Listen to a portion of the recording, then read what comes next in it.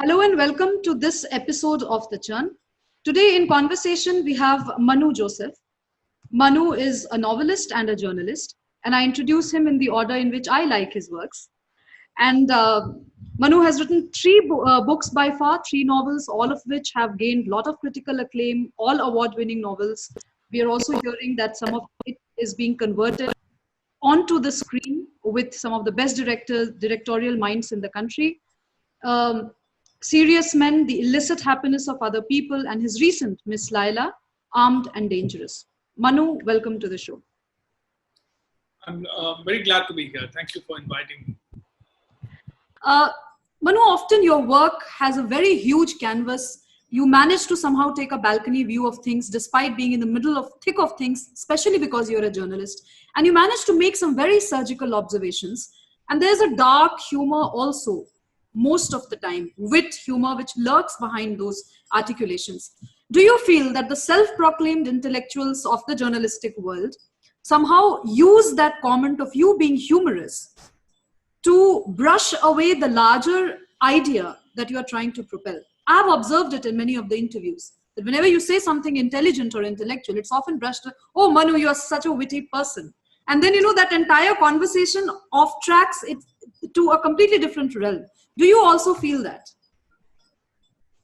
I can understand it in the sense that, but first of all, I don't rate myself as very funny. In fact, a lot of people, when they try to talk to me, they think that I'm going to be very amusing and entertaining.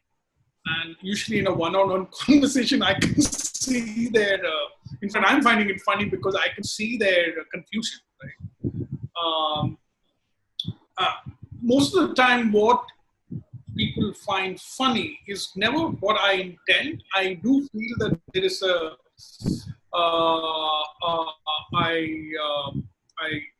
I think that when you see something that you you two have seen before, that creates an environment for humor.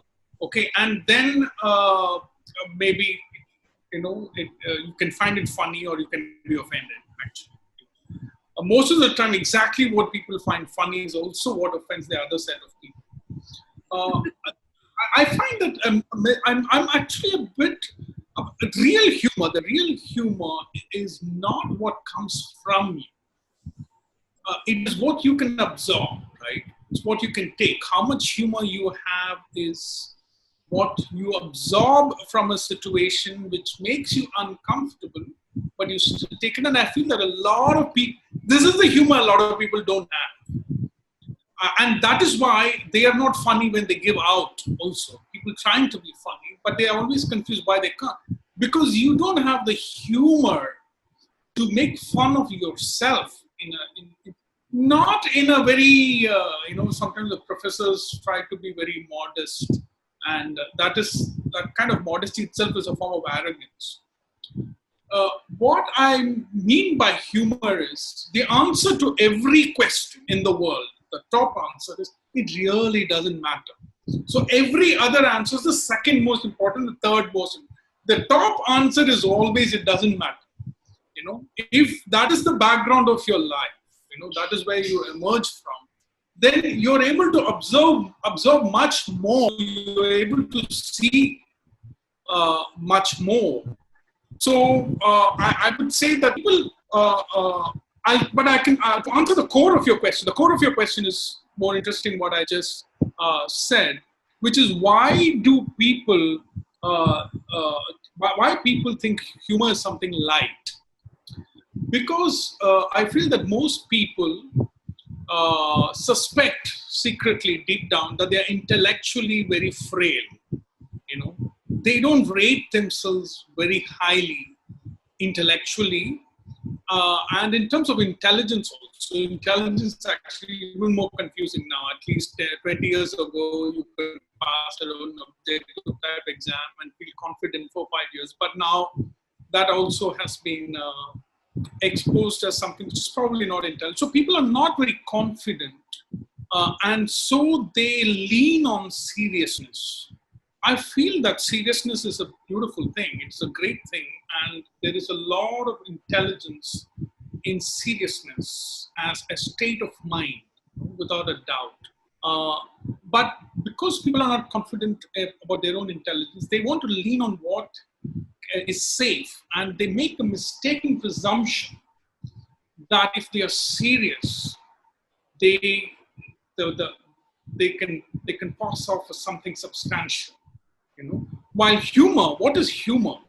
Humor is a risk, and when it works, it is a reward for risk. But most of the time, what is called humor just falls flat, and people make an ass of themselves, or they expose themselves, and the mask is off, and everybody can see you for what you are. Uh, so, many people are able to take that risk of humor. I would differ. I think there's only one primary definition of humor, you know, which is risk. In presenting a truth in a particular way, right? Like, for example, you take something like a beautiful statement I had.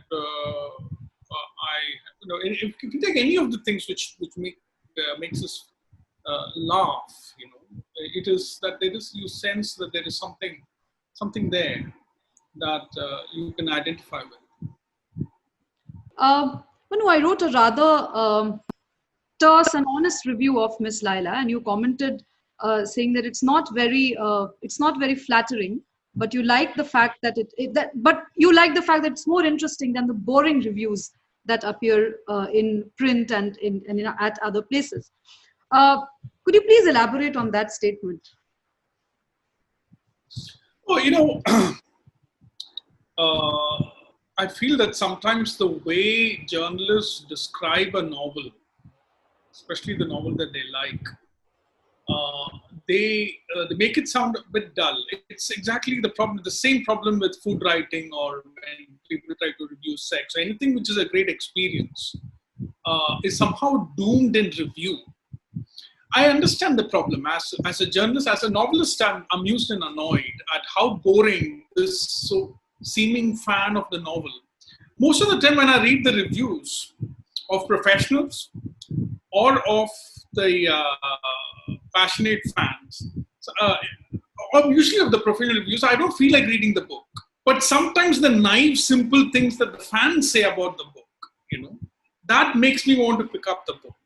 So there is, but as a journalist, I understand the problem with professional review, because I have been that boring occasional reviewer myself, I suppose. You know, now when I think of it, it's just that if you want to say the book is fun, okay, that analysis is 90% of your analysis, and that's all that you want to say. But then there's nothing more that you want to say. You want to say the book moved you. There's nothing more beyond that line. That line has covered 99% of what you want to say. But that's not enough. You have to say another 800 words, because that is the format, that is the structure. That's why I opened when I wanted to introduce a page where you just say shit, you know, for one page and right in the middle of the page. You know, that is if the novelist or the filmmaker is really worth that kind of criticism. So that's, if you want to say something, that's all you need, you know. So, but they need to say more, and I find this very fascinating also, because the way, if you look at the language of review, that is not how anybody writes, you know, and that is not how anybody reads, you know. Any of the language of this book delves into the multicultural, multi-layered dystopian future of ours. No guy wakes up and says, I'm going to write a multicultural, multi-layer book. Or no reader reads it, oh my God, this page is filled with multi-layers and I'm enjoying the gender battle. You know, no, that's not how people read. That's not how people experience book. But the way, that's why I like this line in this film, Birdman. A thing is a thing, not what is said about the thing. I feel that's true most of the time you encounter the truth of that statement. Because we're all in the profession of communication, we, I think, are under pressure to say more than what is required. Like I just did. No, you didn't. Actually, I was looking up trying to connect one of the questions that I had to ask you with what you just said. Manu, you've managed to upset people from across the aisle, offend, upset, because it's very difficult to slot you in a category and say that, well, you neither fall in the Bhakt category nor do you fall in the liberal category, the larger two broad generalizations that we make about anybody with political choices these days. However, at many points in time, you've said that it's easier for anyone to fight the previous category than the latter one, because the latter one can actually damage your professional career. Now, you have really your career spans from the Society magazine in Bombay to the New York Times. How have you managed to evade the liberal ire? And before you answer that question, who really is an Indian liberal? So I don't know, anymore. These are all labels. The way I see is when you mentioned the aisle, and I Come on, Manu, you've made fun of Bhakts and liberals in the latest novels. You can't evade by saying, you don't know, these are not labels that you subscribe to. I acknowledge there are two kinds of people. Though in the near future there are going to be so many. Even these two broad categories are fast fragmenting into smaller radical groups, who are going to. So that's a different issue. So I usually call them family people who are culturally rooted, blah blah, and the orphans, who are the ones you call liberals. So the orphans, they think they belong to some global home. They don't realize that what every time people say something is global, they mean someone's local culture which is colonized others. So they have they are in a state of pretending in any case where they're not aware of what exactly they're pretending for, and so everybody is touched. Even the other side, the cultural camp, they are holding on to an imagination of their roots and culture, because otherwise they are lost. Otherwise they feel that they are petrified of becoming orphans. So it's a clash between orphans and the people who are petrified of becoming orphans. And increasingly, I'm seeing the value of home and culture, because if you don't have these things, you'll be living in someone else's home. You're going to be living someone else's culture. So I don't think I've escaped anybody's ire. I feel that the problem these days, being a writer, is in fact now when I get an email or a tweet or some thing on Insta saying I'm a big fan, sometimes I respond saying that, okay, now you're going to be one of my greatest enemies in the near future, because all the people who say they hate me, they're all started off as claiming that they were fans. So it's just one thing, they can like you every week, and then one week you say something that they don't like, and people seem to take themselves so seriously that once they're offended, I think they're in love with what they're offended also. People are so much in love with everything that they're feeling. Every single thing that they feel is all about them, how they feel. So I suppose yeah. So who is an Indian liberal? See, it's someone who there are many layers to this question. So in no particular order, let me say that it is someone who can afford to feel at home in a foreign culture, who doesn't feel at home anymore.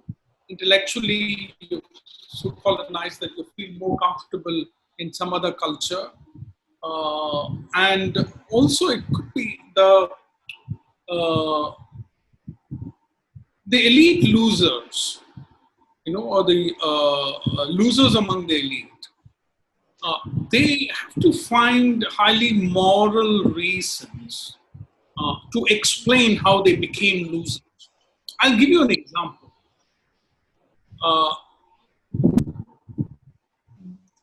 who do you think are the greatest critics of, say, Ambani's huge home in Bombay?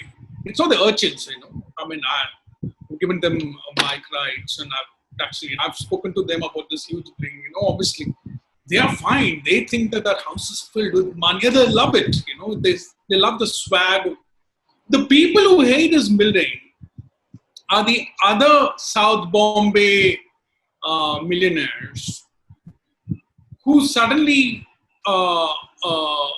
feel a bit lost. You know? They are the old money.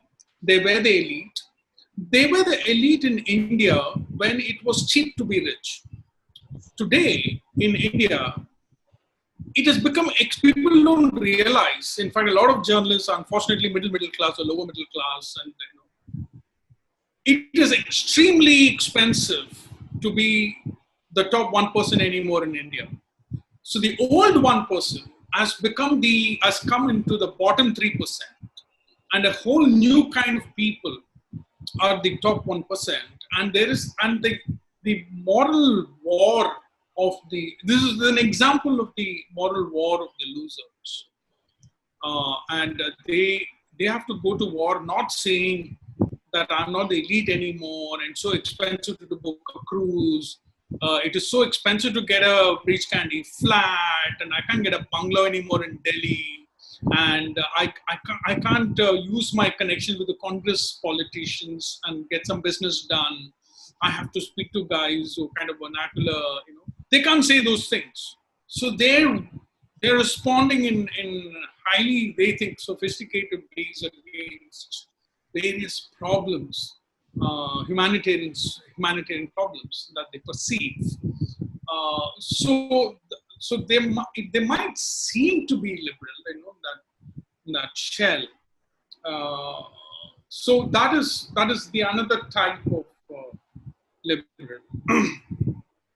But it has been that they do perform one important function, you know, which is the theory of what is right. I feel that some things are beyond debate, in the sense that if you can debate, but it becomes pointless, which is that the whole purpose of life, society, everything that we do is for the strong to take care of the weak. You know, you can argue against that, but then there is nothing that I have to say in that argument. You know, that the strong should take care of the weak is a basic fundamental principle. And sometimes in practicality and other things, we forget it. And there are a group of people who keep reminding you, you know, they might be assholes themselves, but that doesn't matter. You know, they keep reminding you about the theory, and it has its own value. Yes, absolutely. I agree. The good in itself part is absolutely undebatable. What I wanted to understand from you was that, especially this loud mouthing of we should do this and we should not be doing that. This entire moral high grounding happens from a certain section in the media to a great extent. I want to understand from you, as somebody who is from Kerala, grew up in Chennai, worked in Bombay, moved to Delhi, and you know, you literally lived the life of a person who was pushed to the streets to fend for itself, and you made your way up to wherever you are today. For somebody like you, how do you analyze the fact that in the media today we don't have the kind of diversity, the caste diversity, religious diversity, class diversity, gender diversity that one should have. And obviously the question of pay scale, how men are paid vis-a-vis women. Why do you think all these loud mouths were not able to implement a single agenda of theirs that they keep harping about on national television from 9 to whatever, 11? Well, I do think this can happen. That's what good intentions to me are worthless. I feel that the natural market forces, the natural forces of self-interest, only these can create broader virtues in societies. Like you can't have a diversity. It's okay, get all communities and put together. It'll be a mess. It has to happen organically. Like Bombay media offices, probably are compared to Delhi media offices. I feel that that's why I'm a big fan of self-interest and selfishness. Sorry, are you a fan of Ayn Rand by any chance? Oh no, I'm too. I mean, it's like I'm 45 now, so Ayn Rand. Everybody starts off with Ayn Rand, but it is beyond that. It is just that I feel that what is happening right now when a set of people, they keep saying, what are they saying? When they open their mouth and they tweet and they write their editors, what are they saying? They're saying, I'm better than you, I'm a better person than you, I'm so compassionate, I'm so good, look at me. And then we come to the most meaningless aspect of influence, or what is called inspirational talk industry, or this whole business of righteousness, which is why can't you be like me? It's completely a meaningless form of communication. So I feel that all of this is pointless. Ultimately, what can do a lot of good would be self-interest. People acting in self-interest for various reasons. Not just capitalism. I think there is self-interest. There is an invisible right hand and an invisible left hand. Both of them acting in self-interest can do a lot of good. Okay. There's an interesting conversation that you had at one of the lit lists, and this question actually comes from there. How do you think Mr. Modi has used the contradictions of India and the Indian liberal shame attached to it to further his ambitions?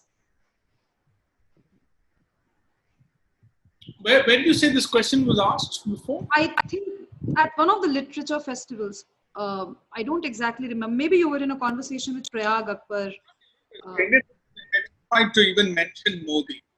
In fact, they keep saying the man who can't be. I said, boss, what is he, Voldemort or something? You claim you're in a lit fest and you can do this, you can do that, freedom of expression, and then you don't have the guts to name Modi, in their own questions, So, I mean, so weird people.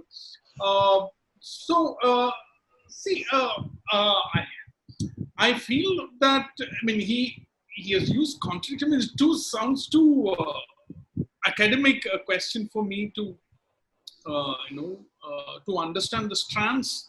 Or maybe there are too many things involved in this question. What are the contradictions? What is the contradiction in India that we claim you're secular and we are not? The nonsense of secularism, first of all. He knows yes. that. Yes. Are you hearing me? Yeah. Yes. Yeah. So, but did Modi was he the first person to use it? I think any smart politician would have known that people have beliefs and the beliefs are very strong. Yes, everybody needs to coexist, but that is not always possible. And if one community, which is the majority, feels slighted again and again, or most of the time it is some kind of economic competition, which someone can couch as a communal conflict. He stands to gain. I think even before Modi, a lot of politicians may have known that a lot of these theories about secularism, and even Mulayam Singh Yadav and Amar Singh, I don't think they really believed in these things. So I feel that Modi more is a person who is in a very interesting actor's mode. I find actors, when I say a politician is an actor, people immediately think I'm making fun of that politician. But I feel that, if I may repeat what I said in one of my columns, I really feel there are only four kinds of people: the actor, the fan, and the philosopher, and the builder. I can understand almost all the people I have met within these four categories. Maybe there's a fifth category who put people in other categories, but we can come to them later.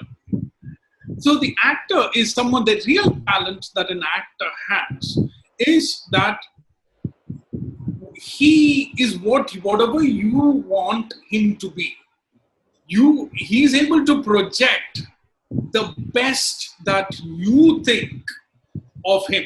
That's why I feel that sometimes, I had this theory when I was much younger, that there's no point in chasing a woman, because you win the affections of a woman when she misunderstands you. And misunderstanding is the most underrated force in the world, because when a person misunderstands you, that person is projecting her own fundas on you. You're just a canvas, and she is painting you in the best possible way you can never project. So I feel that, at least I used to feel that men get love when women misunderstand them. So they should just keep quiet and not screw it up. Similarly, an actor has the ability to absorb the best images, and some of it might be true, some of it might be more complex. So I feel that Modi, that is what Modi is, and he came at the right time. The channels of communications were there, and he was there to absorb the aspirations of a huge Indian middle class, and the bullshitters. Their bullshit was so boring and dull. There was a time when they had such monopoly over channels of communication that they could bullshit and you would listen. When I was covering Gujarat riots, even then we thought that there was only some kind of a virtue. There is only one kind of way to be, that there are now everybody talks about two broader philosophies. But even 10, 15 years ago, that was not the case. But anyway, so Modi has come at the end of it all to absorb a certain projection of India. So for some reason, he's able to do it. I don't. So I feel that it is a certain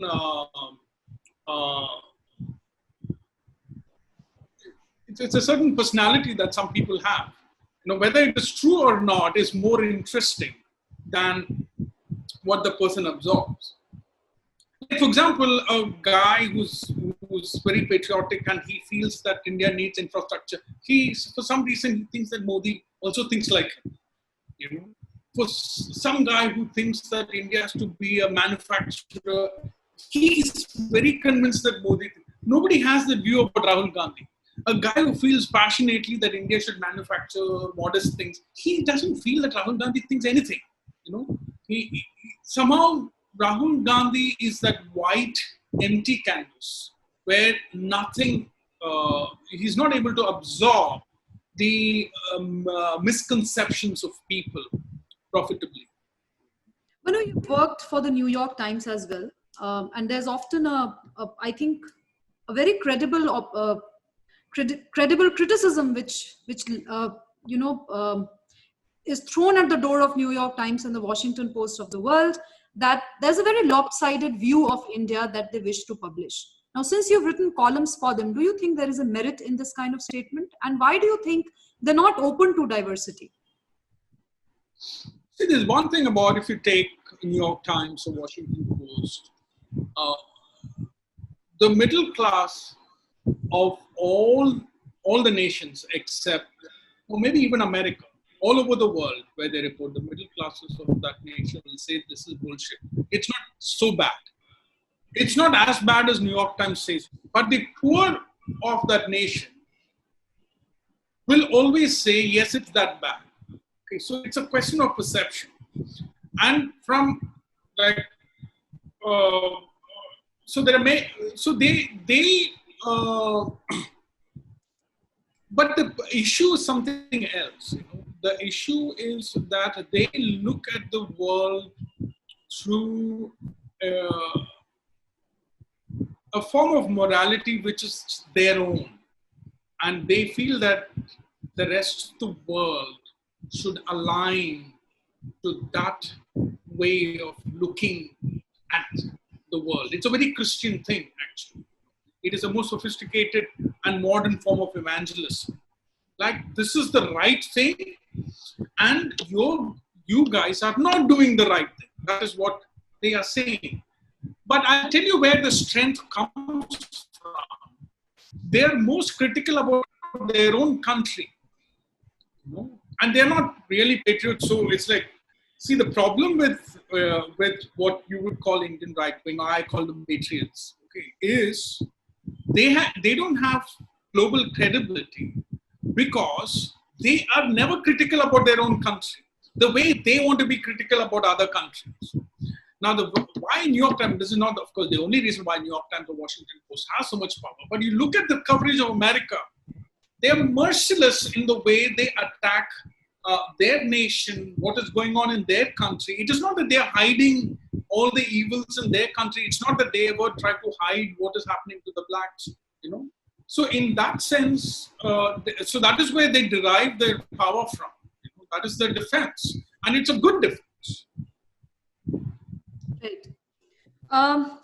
Manu, before you go, I have a final question for you. Shelley says that poets are the unacknowledged legislators of the world, and you have a theory about India's tryst with modernity. I would want you to elaborate a little on that.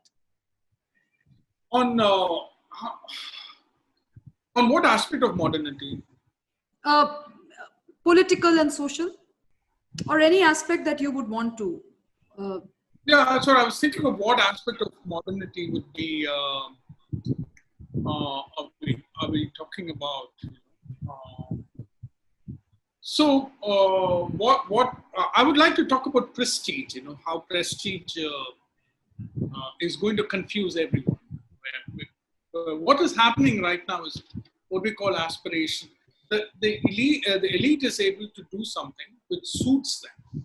And then the rest of the population tries to imitate, either by trying to go to the same colleges or learning English or doing a lot of things. But they don't realize that the moment they start doing the same thing, the prestige itself goes. It's like Mount Everest. When one guy climbed it, it was great. When one guy was climbing it, every 5 years, it was still great.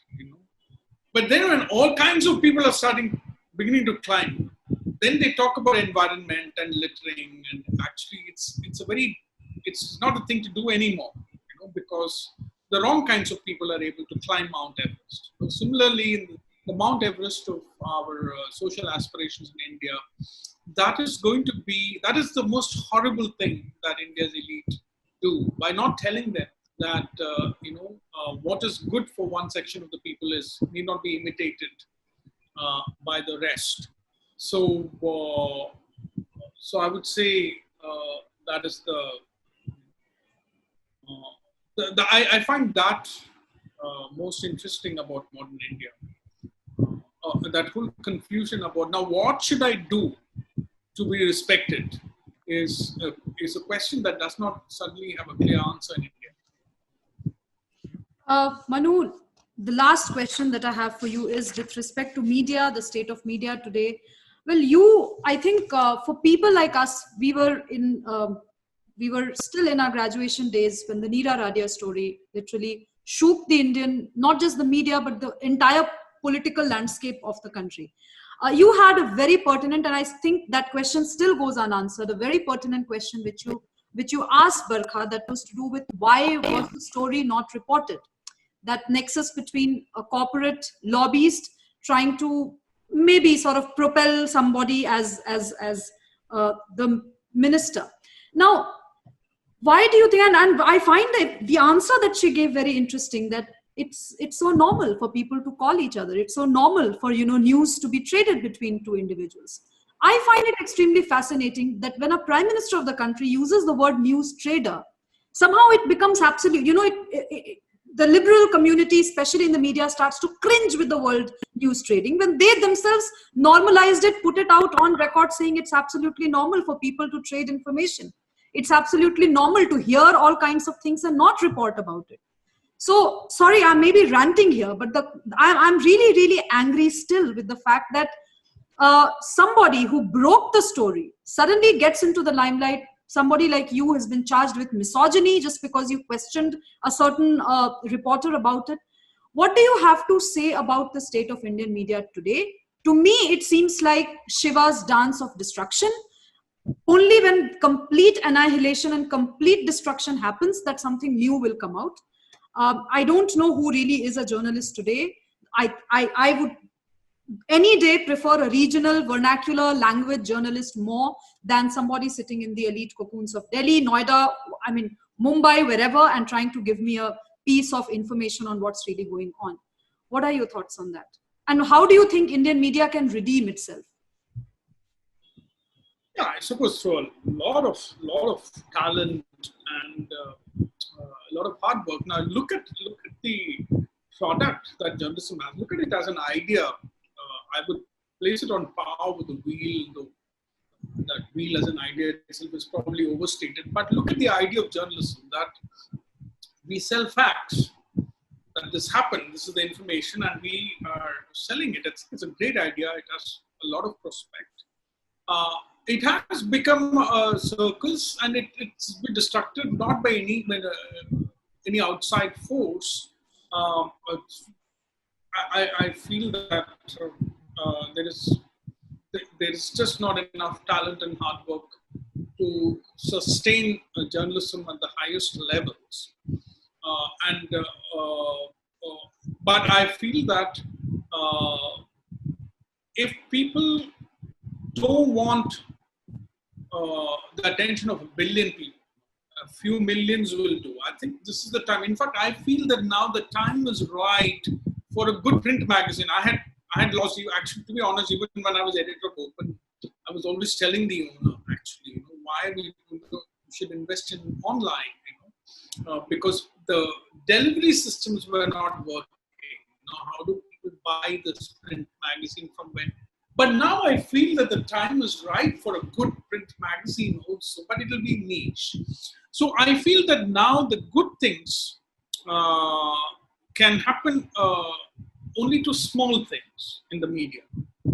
If you want to do something good, if you want to write a great novel or you want to make a good movie, or I feel that you have to think a bit small, and then a lot of good can happen. There is, I still feel it'll be profitable. I'm a big fan of for-profit way of looking at human endeavor. But it needs to be something on a small scale. That is where I feel there is a lot of potential. I think politics is going to be crazy because people are so political that when they, and I always feel that when people say be objective, they mean why can't you think like me? So objectivity is a mental state. I feel that some kind of a mental anomaly that is required to be objective. A lot of people can't, they just say that they need to be objective. So that is always going to be tricky.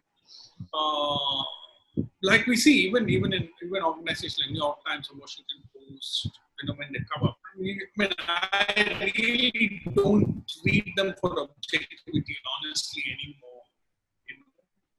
I read them because they would have done a lot of work to be as factual as possible. But I don't think there is any organization which is objective and all. We should be very naive to think that people can be objective about politics. But what about many other things? You get the feeling that, this is the history of politics and journalism. Okay? I'm putting it very simply. Politics was boring. Then politics became very interesting. Then politics now is boring. So this is the arc of political journalism, the way I see it in the last, 25 years. I feel now that journalists may not realize it, people are beginning to find politics boring. So unless people want to tell politics through other stories or other stories completely, I feel that it's going to be tricky in journalism. Thank you, Manu. Needless to say that I follow your columns very rigorously. I really look forward to the columns you write, the book that you might be working on. And I hope, and I want to actually extract a promise from you before you go, that you are coming back to Churn when your book, the screen adaptation of your book is ready, and whenever you are willing to talk about it in the public domain. I would love to talk. It will be an honor to appear on the show again. I would love to do that. Thank you, Manu. It was really a very enriching and a very engaging conversation. Thank you so much.